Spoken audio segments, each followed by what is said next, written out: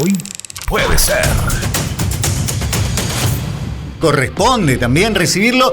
Ahora sí, no hay más vuelta. Esta sí es la última columna del año en lo que refiere al análisis político. Mirá que tienen cosas para analizar los especialistas, y nosotros recibimos al nuestro, que es el profesor Alberto Martínez del Peso, licenciado en Ciencias Políticas, que, bueno, viene a los estudios de la radio y lo saludamos primero deseándole feliz Navidad, que no nos habíamos visto tampoco. Tal cual. Bueno, muchas gracias a ustedes también, a toda la oyentada, por este saludo, y también va mi saludo para ellos. Bien, ahí está. Profe, qué temas que tenemos para hablar, ¿no? De necesidad y urgencia lo llamamos también, y dijimos, claro. Profe, no es un decreto, pero podemos venir a hablar del famoso DNU. Sí. Va a ser el último programa, no porque los temas no lo ameriten, sino porque el calendario se corta. Claro, ¿no? exactamente, se nos acaba el año. Sí. Y bueno, y ni lento ni perezoso, el gobierno sacó su también comentado, anunciado decreto de necesidad y urgencia. Bueno. A ver, ¿qué se puede decir al respecto? ¿Puedo preguntarte, por ejemplo, algunos tecnicismos? Como decir, bueno, aclaramos, todos venimos hablando de DNU. Sí. ¿Qué es? ¿Cómo es que se dicta un decreto de necesidad y urgencia? ¿Por qué? ¿Cuál es la necesidad y cuál es la urgencia? ¿Y qué es este instrumento? Perfecto, viene buenísimo, porque siempre para hablar sobre la coyuntura, un poco de contexto y, como siempre, de un poquito de historia, pero breve, reciente, de qué trató, desde cuándo se implementó. No siempre existió el DNU, el decreto de necesidad de urgencia, porque se supone que es el Poder Legislativo el que tiene esa facultad, pero en la reforma de la Constitución del 94 se trataba de lograr que el presidencialismo, que tiene un problema, que es cuando hay una crisis del presidente, hay una crisis de todo el régimen. Es decir, como el presidente del poder es unipersonal y su persona puede sufrir un desgaste, se aplicaron algunas medidas, tanto a favor como en contra. Es decir, se aplicó, por ejemplo, la figura del jefe de gabinete, de que lo que se buscaba es que un mandatario, o sea, un presidente, tuviese un ministro de ministros, y que antes de sufrir su desgaste pudiera cambiar ese jefe de gabinete. Uh-huh. Y otro instrumento que se agregó fue el DNU. Pero como dice decreto de necesidad y urgencia, la palabrita principal que tenemos que analizar es el de necesidad. O sea, necesidad lo que hace referencia es a que tiene que ser algo delimitado. O sea, tiene que ser explícita la necesidad. No sé si me explico bien. Es decir, cuando referimos a necesidad, es imperioso por eso que está delimitado como una necesidad o problema o lo que sea, y es urgente. O sea que tiene que juntar dos características muy determinantes para que un DNU se aplique. En ese momento se pensó que para evitar la atrofia de la figura presidencial tuviese un instrumento, pero que debía ser prácticamente quirúrgico. En pocos casos se usó en este sentido. Es decir, Menem lo usó mucho por unos mecanismos que fueron muy cuestionados. Alberto Fernández los usó, por ejemplo, en la pandemia. Cristina Fernández en sus 8 años los usó poco. Y después a otras cosas, yendo al tecnicismo, es que siempre está bajo análisis. Hay una comisión que después de pasado la urgencia tiene que analizarlos, y entonces ahí mantiene su vigencia o no. Bueno. Ok, o sea, tiene una fecha que puede caducar según el análisis de esta comisión. Sí, la comisión, que es del Congreso, porque es el que principal órgano rector de la sociedad, porque ahí se representa todo, es decir, a cada uno de nosotros con los diputados y a cada una de las regiones con los senadores. Claro, que es lo que habíamos hablado alguna vez, que en realidad, pasada, claro, al ser un régimen de gobierno representativo, el órgano máximo sería el Congreso. No el presidente, sino el Congreso. Claro, el presidente es el operativo. Exacto. Es decir, es el que tiene que llevar adelante, como manual de educación cívica. El ejecutivo, justamente. El que tiene que ejecutar las leyes que dictamina el Congreso. Y las puede proponer, pero no puede legislar, porque entonces ahí hay un problema de división de poderes, que es la República. Y después el otro mecanismo que hay para evitar una supremacía de un poder sobre los otros es el de la justicia. La justicia también tiene que analizar si ese decreto es constitucional o no. Pero bueno, vivimos tiempos ajetreados, como vimos, en donde hay que gestionar unas altas expectativas, en donde como definimos, gestionar también es tratar de conciliar o llevar adelante intereses contrapuestos. El gobierno, en su prédica dinámica de todo se va a hacer el primer día, bueno, aplicó este instrumento. Lo cual, acá sí, analizando un poco ya la coyuntura, pareciera como que nos lleva por 2 o 3 lugares, ¿no? Que el contenido estaría bien, pero no la forma, o que la forma estaría bien, pero no el contenido, en función de esto. Sacar un DNU para derogar leyes no es una necesidad de urgencia. Eso es materia del legislativo. Es decir, tendría que presentar una ley que derogue las leyes, porque si no hay un conflicto de poderes. Entiendo. Entonces, ese sería el primer argumento fundamento para decir el instrumento elegido, el DNU, no es adecuado para derogar leyes. Porque se supone que las leyes, aparte, en derecho constitucional, una ley es lo primero, viene la Constitución y después las leyes, ¿no? Entonces, sería anticonstitucional lo que se está aplicando desde ese sentido. Y después, lo del contenido, es decir, ¿por qué un DNU, que es de necesidad de urgencia, en realidad abarca un abanico de cosas que van desde el derecho a huelga de los periodistas, privatizaciones? Entonces eso atenta contra lo primero que dijimos, que de necesidad tiene que ser algo muy puntual y determinado, delimitado y muy acotado, y además tiene que estar alentado por la urgencia. Entonces no estaría cumpliendo ni con lo de necesidad, porque es muy amplio, y tampoco con lo de urgencia, porque para eso hay mecanismos institucionales ya establecidos desde la Constitución Nacional, por lo menos del 94 para acá, desde que se creó el DNU. Entonces, ahí creo que es un triunfo de este gobierno que ha hecho de la comunicación su mayor baluarte, y es abrir muchas discusiones a la vez, y entonces terminamos discutiendo cuestiones de forma o de contenido, y no discutimos, por ejemplo, tampoco las consecuencias de este avance del DNU, ¿no? Porque ya estaría aplicando un mecanismo que atenta contra la República, como lo acabamos de analizar. Y después, por el otro lado, el de qué pasa si ese DNU pasa. ¿Por qué? Porque al derogar, que el espíritu de este DNU es de regular muchas cosas, ¿qué pasa con los que venían apegándose a la ley?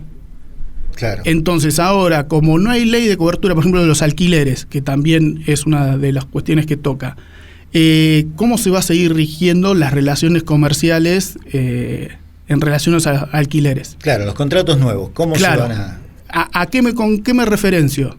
Claro. Si no hay una ley, si el decreto lo derogó, entonces eso genera una cuestión de, como mínimo, incertidumbre, para no decir que, una frase que escuché bastante seguido es: se abrió la caja de Pandora.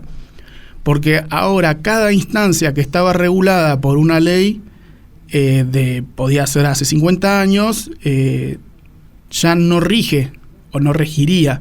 Claro. Entonces, ¿cómo se van, no como le gusta decir a los abogados, cómo se van a sujetar a derecho esos sujetos?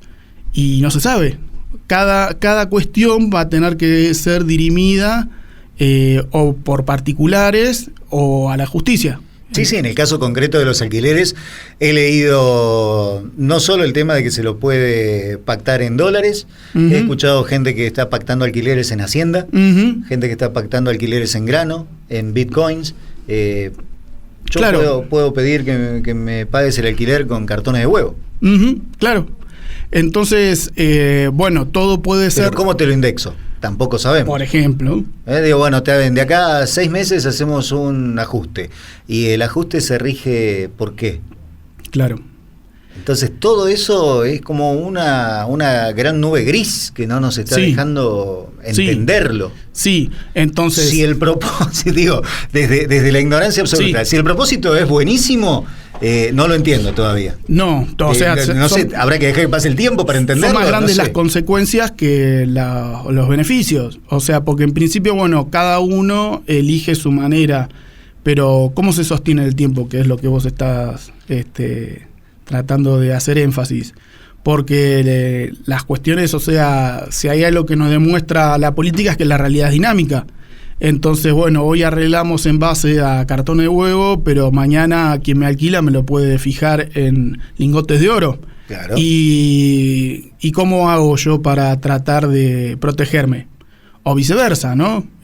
Uno tiene un inmueble, lo alquila, lo fija en cierta cuestión y después el inquilino no cumple, no hace. Entonces, si eso lo aplicamos para la realidad argentina y para todos los temas que va tocando, lo que uno va encontrando es que en la desregulación de toda esta materia civil, comercial, hay una relación de fuerzas encubierta, porque quien tenga más recursos espalda para no recurrir ni siquiera a la justicia para dirimir un conflicto, va a ser quien sea más beneficiado, ¿no? Entonces, básicamente, otra palabra que estuve escuchando mucho con respecto a esto lo del DNU y que también va en relación al eje histórico y del presente actual, es la discrecionalidad. Es decir, el mecanismo de DNU de necesidad de urgencia lo que buscaba es justamente que la figura del presidente no sea discrecional en su utilización. Entonces ahora sí se está utilizando de manera por lo menos discrecional. Y las salidas y las consecuencias van a ser discrecionales también, porque va a depender de cada uno que ve afectados sus intereses, cómo va a accionar, reaccionar en esa materia. Me parece que por lo menos, por un lado, es fascinante para ver cómo salimos de esto, pero también es muy preocupante. Claro, sí, como caso de estudio está buenísimo. Sí, tal cual. ¿Para ustedes? Sí. Hay que ver los mecanismos de las instituciones republicanas que tanto se ha hablado, cómo es que reaccionan. Ya estaría en puerta un conflicto entre poderes, porque el legislativo estaría variando entre esta discusión que había planteado antes. Si es una cuestión de forma o de contenido, por lo tanto, de lo que se queja el presidente en un reportaje reciente es que se lo iban a trabar. Y entonces que esto necesitaba urgencia, o sea, que se tenía que salir en corto tiempo. Bueno, no, el legislativo no se rige por una cuestión de urgencia. Claro. Al contrario, se le exige que debata. Claro. que se tome el tiempo, claro, para tomar la decisión que se supone es la más apropiada. Tal cual. Y entonces ahí el presidente evocó otra facultad que tendría, pero no en esta materia, que sería un plebiscito o alguno de estos mecanismos que también vienen de la reforma del 94, que son de lo que se llama como democracia indirecta, en donde la sociedad se puede pronunciar. Pero también esas cosas son muy delimitadas, es decir, en general pueden ser vinculantes o no vinculantes, es decir, que se sondea a la sociedad sobre qué opina. Igualmente también hay que ser honesto en esto, no fue el presidente el que lo planteó, fue Majul. Sí, Majul también, le dijo. También. Y si no te lo también le tiró el centro, sí. Claro, sí, lo dejó ahí sabiendo que la que te queda es decir, y sí. Pero el presidente, en vez de desescalar, Sí, podría haber dicho, no creo que se llegue a eso, listo, que cambió el tema. Claro. Y no, pero bueno, es como que se lo agita desde cierto aspecto de su persona. Con lo cual el gobierno, fiel a su dinámica, mete quinta a fondo y bueno, y veamos a ver qué pasa. Por ahí las bondades del decreto y que en medio está encorsetada la discusión entre forma y contenido y no se discuten tanto las consecuencias, que me parece que sería el tema más pertinente. Y después, bueno, los mecanismos, lo que demostraría es si un presidente que toma estas medidas y los mecanismos republicanos establecidos no responden de la forma que sea, a favor o en contra, ¿qué pasan? O sea, porque también hay consecuencias a futuro si este DNU pasa, porque siento un precedente en donde un presidente básicamente aplicó una legislación muy amplia de diferentes temas a través de ese mecanismo. Entonces eso inaugura una época bastante desapegada de las costumbres políticas e institucionales de la historia argentina. Sí. Yo soy el presidente, yo decido sobre el país. Sí, tal cual. Con lo cual, por eso, a partir de él, si se cumple, pueden venir otros que hagan lo mismo. Entonces esa sería por ahí la principal consecuencia a analizar.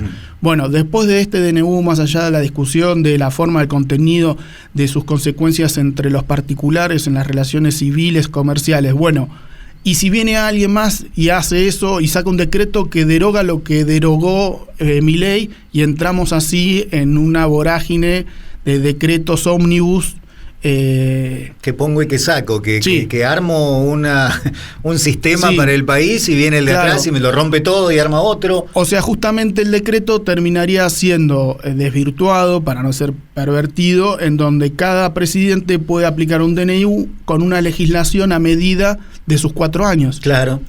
Entonces ahí tenemos un problema, porque era todo lo contrario a lo que buscaba la reforma del 94. Evitar la discrecionalidad de los DNU. Bueno, entonces la Corte Suprema, hay que ver qué es lo que hace. Y las sesiones extraordinarias convocadas por el Congreso, donde se plantea un poco que esta ley de reforma del Estado sea casi el mismo contenido que el DNU, pero aprobada como debiera ser. Y ahí creo que puede estar el debate, como diciendo, ok, listo, bárbaro, hasta acá venimos bien, pero hasta acá. Sí. Digo yo. Sí. O no. Puede que digan, sí, señor, está todo bien y se vote a favor, pero bueno. Y se vote a favor, tal cual. Y entonces ahí se plantean otras consecuencias. Pero más allá de eso, digamos, sería el ejercicio democrático correcto. Sí, claro. Sí. Más allá de que lo voten a favor, que fuera exactamente un copy-paste de la otra ley, claro, como en formato de ley, y que se lo aprobara por el Congreso. Sería muy raro, pero bueno, que se lo aprobara igual sería el mecanismo correcto. Sí, claro. Sí. O sea, si el gobierno hubiese presentado este DNU en forma de ley, era el mecanismo por el cual, si se sancionaba, era el que tenía que funcionar. Porque así está establecido en la Constitución, en los mecanismos, en la vida política argentina, en la historia, en los correcto o equivocado, no importa, pero, claro, es ahí la forma. Evitaríamos la discusión de contenido o de forma, sino como se presentó de la forma correcta. El contenido fue analizado y entonces fue aprobado, entonces fue promulgado, que es el último de los pasos, ¿no? Entonces, pero bueno, como toca muchas materias, muchos temas, diversas cuestiones, cualquier persona que conozca la vida política de una república tomaría mucho tiempo. Exacto. El debate del que hablábamos hace un rato, el debate necesario para cada uno de los artículos de ese proyecto de ley o del contenido, en este caso del decreto, llevaría muchísimo tiempo. Obviamente que el presidente lo que dice es me lo van a frenar, entonces por eso lo saqué por DNU. Bueno, pero entonces ahí hay un conflicto de poderes.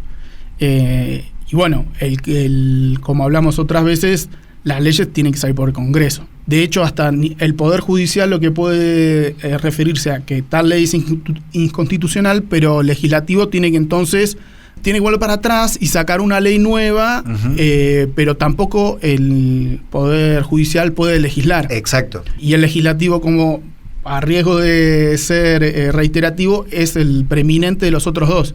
Porque los otros dos, en todo caso, o uno ejecuta y el otro vela por el cumplimiento. Pero donde emana la soberanía del pueblo es del Congreso.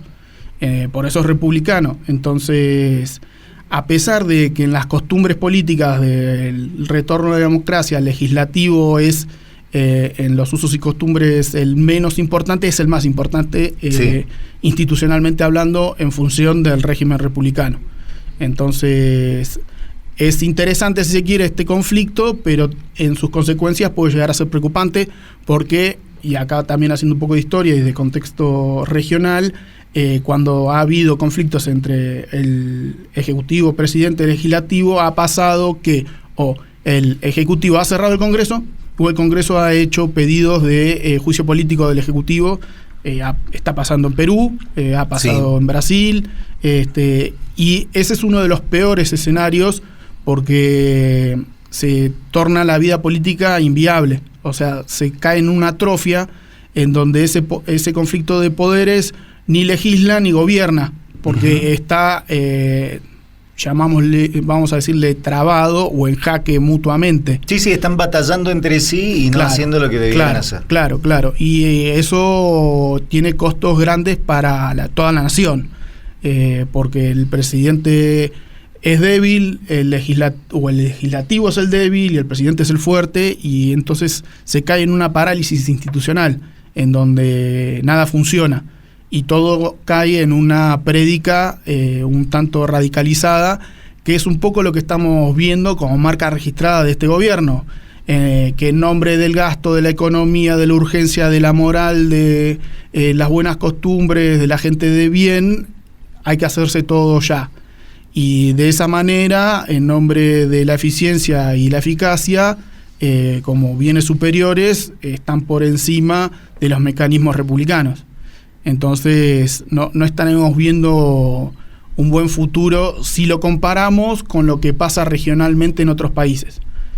Perú tiene un grave problema respecto a ese tema, que viene como una década de inestabilidad política porque hay un conflicto entre poderes, y eso hasta, si se quiere, era uno de los miedos de los padres fundadores de la patria, del constitucionalismo, de todo. El peor de los escenarios es la inmovilidad. Lo que se hace falta es que ninguno de los poderes tenga preeminencia para que justamente fluya el poder y las cuestiones funcionen.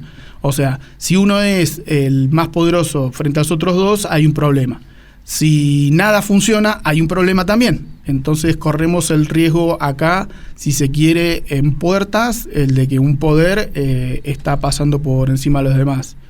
Y si esta dinámica continúa durante los 4 años, podemos correr el riesgo de 4 años de atrofia institucional, lo cual también es un problema y hasta por ahí mayor, porque no se haría nada. Claro. ¿Y el mundo qué dice todo esto? El mundo que dice a todo esto... Porque vemos tapas, porque vemos algunas referencias. Bueno, ¿se acuerdan que la vez pasada habíamos hablado del swap, no? Sí. Bueno, ya China anunció que lo frenaba, suspendía, o que como que le dijo, bueno, venga, vamos a charlar un rato a ver qué pasa con el swap. O sea, como que le hizo una llamada al orden y casi que fue un... ¿Qué decías vos antes de ser presidente? Claro. Fue una cosa así, porque hubo algunas declaraciones bastante fuertes del entonces candidato a presidente con respecto al régimen chino. Y después, una de las primeras acciones fue convocar al régimen chino por el tema del swap. Sí, por eso, el mundo es un lugar, por un lado, muy importante, porque es donde nos insertamos, pero también es un tanto peligroso, porque primero, lo que pasa en el resto del mundo te puede afectar, como hablamos también antes con respecto a cuál va a ser la orientación en relación a el conflicto en Medio Oriente, el conflicto entre Estados Unidos y China. O sea, las posiciones que vos tomes como Estado tienen causas y consecuencias, y ninguna es neutral y todas afectan o benefician. Pero principalmente también el mundo, si ve que vos en tu política interna sufrís de grandes vaivenes, es decir, que viene un gobierno y hace una cosa y viene otro gobierno y hace otra, también te lo puede facturar y te puedes quedar afuera de cierto armado, porque el mundo continúa funcionando a pesar de tus conflictos internos. Entonces te podés quedar afuera de los BRICS, de acuerdos comerciales, el principal socio comercial de la Argentina, contrario a lo que dice este gobierno, es Brasil y China, que no les caen simpáticos en su moral libertaria, pero esa es la real política, porque es lo que mueve tu economía y la de casi 50 millones de habitantes de la Argentina. Entonces, si por una decisión ideológica uno sufre cierto perjuicio en relación a Brasil y a China, bueno, ¿qué hacemos? Ya en lo urgente, como acabamos de decir, China no estaría dándole rienda suelta al swap, no lo estaría habilitando. Bueno, ¿de dónde van a salir los dólares para pagar al FMI? ¿De dónde saldrían los dólares para dolarizar la economía? Que esa es otra de las promesas o contratos electorales del presidente.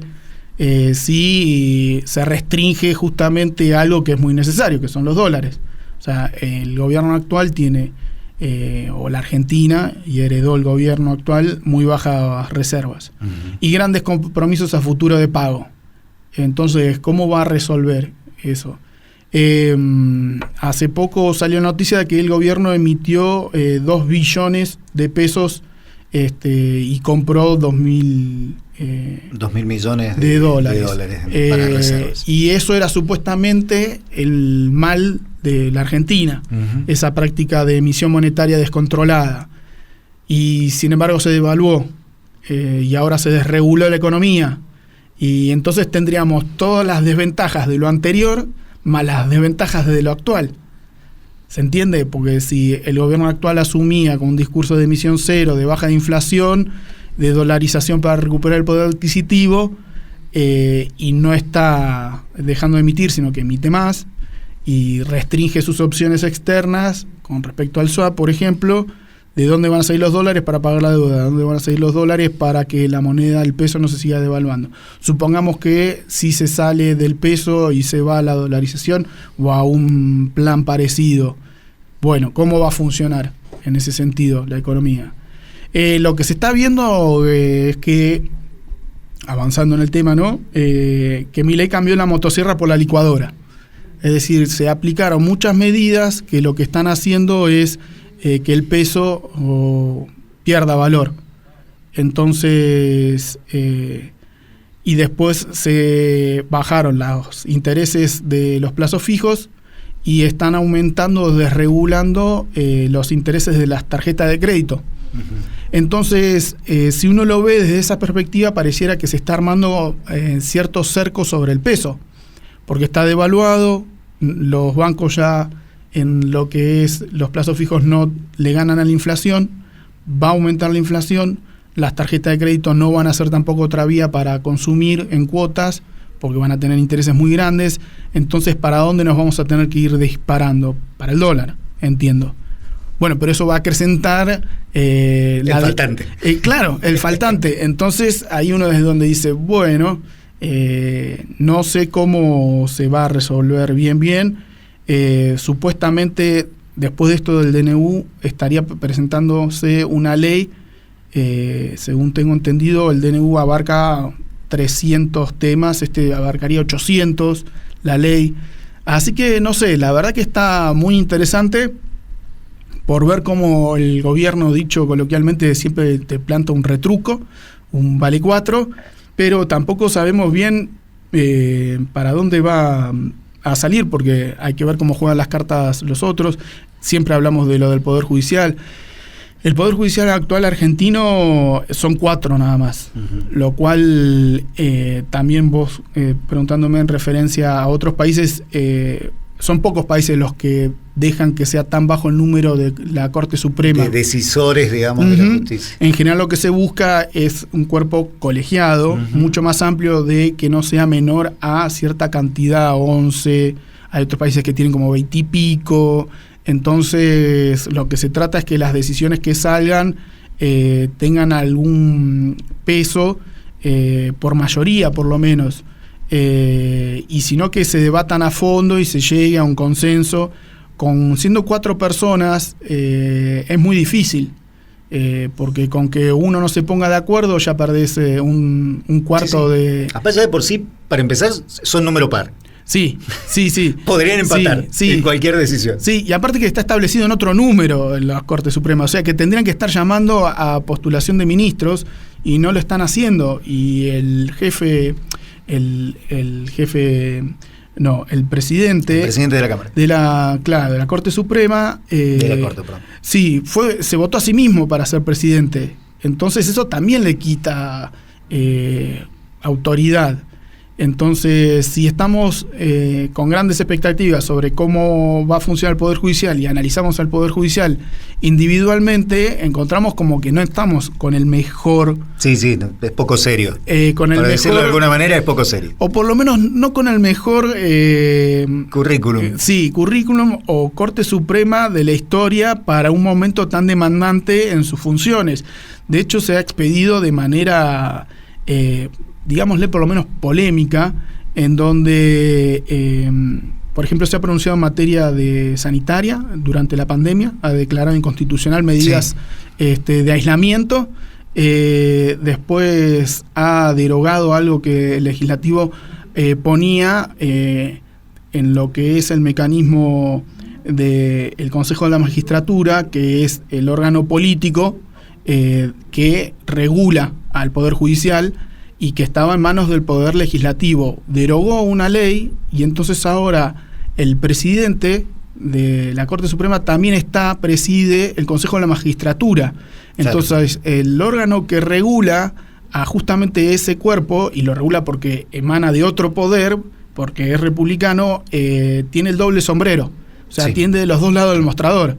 Lo cual eso también es un problema, porque vacía de contenido el funcionamiento de la República, que es principal preocupación que tendría que tener el Poder Judicial. Por eso te digo, más allá del análisis concreto de los especialistas, como es tu caso, uno que no es especialista lo mira y dice, con lo menos me resulta poco serio. Digo, a ver, vos vos sos el albañil y a su vez sos el ingeniero que controla que trabajes bien. Sí, claro. Entonces... Sí. ¿Cómo sabemos que va a salir esa pared? Claro, ¿cómo se supone que tengo que confiar nada más en la pared? Porque si la hago así nada más y me controlo yo solo, está bien. Sí. Y después, dentro de la retórica de estos tiempos, no hay poder que esté más alejado de la sociedad civil que el judicial. En relación a sus mecanismos, está bien, la Constitución lo que establece es que justamente como... el Poder Judicial tiene que tener cierto rasgo ilustrado, no tendría que estar bajo el voto popular, porque bueno, las mayorías, y eso es un debate de los liberales, de Tocqueville, que ya los hemos citado, las mayorías no siempre pueden tener razón. Entonces, para contrarrestar eso, el Poder Judicial tendría como cierto aire ilustrado. Bueno, en la aplicación y a lo largo de la historia, por lo menos... de Occidente y de Latinoamérica, no ha sido así. O sea, el Poder Judicial, que tendría que ser quien contrarreste el abuso de los otros poderes, y en la historia argentina no ha parado ningún golpe militar. Entonces no tiene buenos antecedentes el Poder Judicial argentino. Y después en su funcionamiento, es decir, está básicamente, ¿vieron la definición de casta? Bueno, el Poder Judicial creo que responde perfectamente a esos usos y costumbres en función de los tiempos, por ejemplo. O sea, el Poder Judicial es muy lento, muy lento. Pero justamente, si nadie te controla, si nadie te apura. Claro. Y después, siempre las discusiones entre el Poder Ejecutivo y el Judicial ha sido por mayores fondos, por las partidas presupuestarias. Sí. Entonces, el Poder... Como que el interés fuera otro. Sí, es otro. Y entonces, al final, la discusión termina siendo económica y no de cuál es el mejor desempeño del Poder Judicial.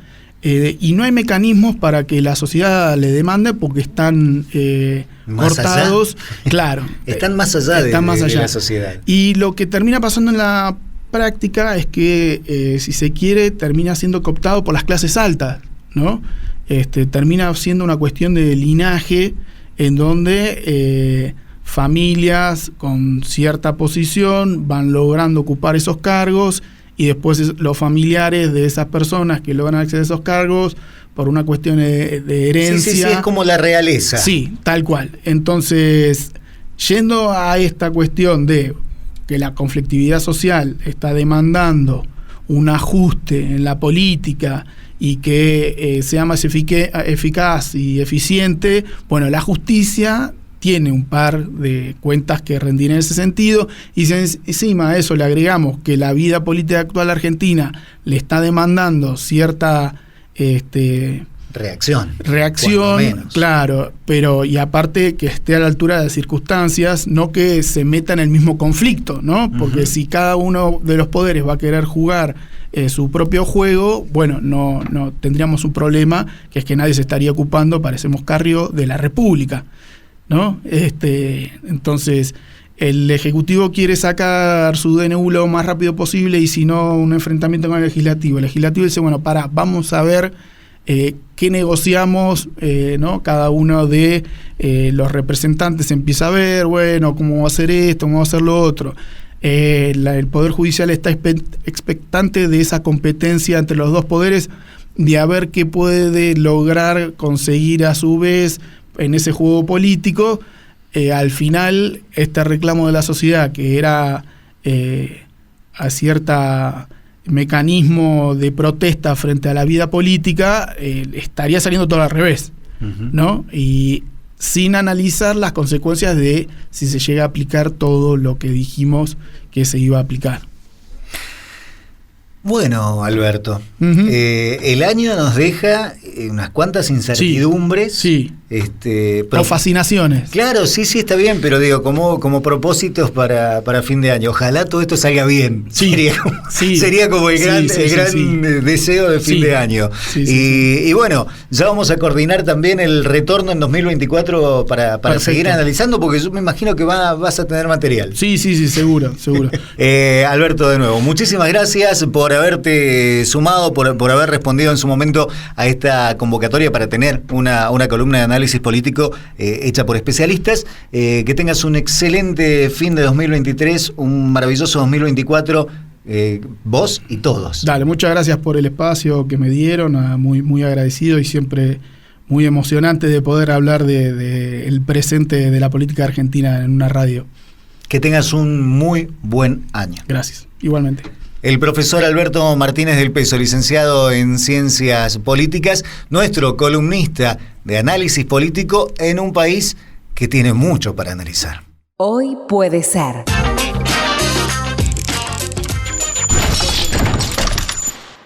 Porque lo que traiga el día depende de vos.